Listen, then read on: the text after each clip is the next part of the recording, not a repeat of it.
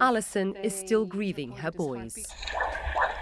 Their tiny heartbeat, recorded and stored inside a teddy.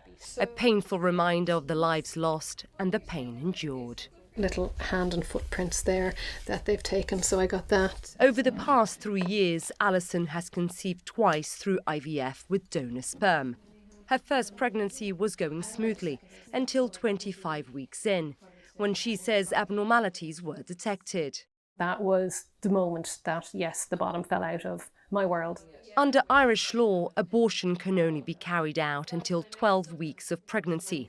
After that, it's only legal if the mother's health is in serious danger or if 2 doctors determine the fetus is likely to die before or within 28 days of birth.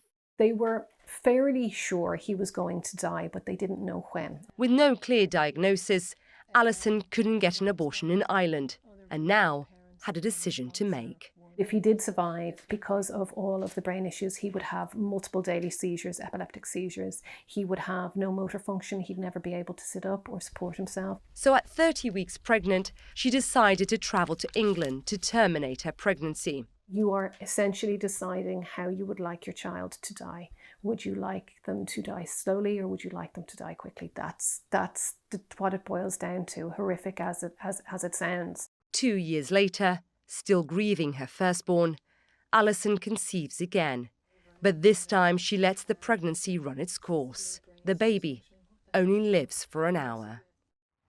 It has taken more than 35 years to change Ireland's constitution to legalise abortion. But as you've just heard from Alison's ordeal there, that victory has been far from perfect. Even women who desperately want children are facing the most agonising decisions as to whether to continue on with their pregnancy. According to the UK government, more than 200 women from the Republic of Ireland have travelled to England over the past year for abortions, more than half of those because of fetal abnormalities, which sometimes can only be detected past that 12-week legal mark. A cautionary tale, perhaps, of the trauma American women may face as they fight on. No one knows the fight ahead better than abortion rights campaigner Alva Smith, who helped turn the tide for women's rights with an historic victory in a 2018 referendum. A fight, she tells me, is not over yet. We have to keep expanding that law and liberalising it, hopefully to the point where someday abortion will no longer be part of legislation, but will be integrated into healthcare. But while she says Ireland is finally on the right path, the United States, she tells me, has taken a wrong turn. We did think genuinely of the US as the land of the free, but that's not the case anymore. To see that being overturned by, frankly, a bunch of bigoted men is absolutely disgraceful. I ask Alison for her thoughts on the US Supreme Court's decision. I'm heartbroken for the women of America.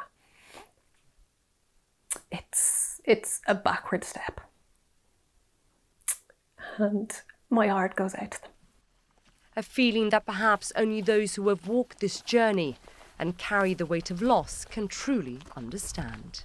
Isa Suarez, CNN, Dublin, Ireland.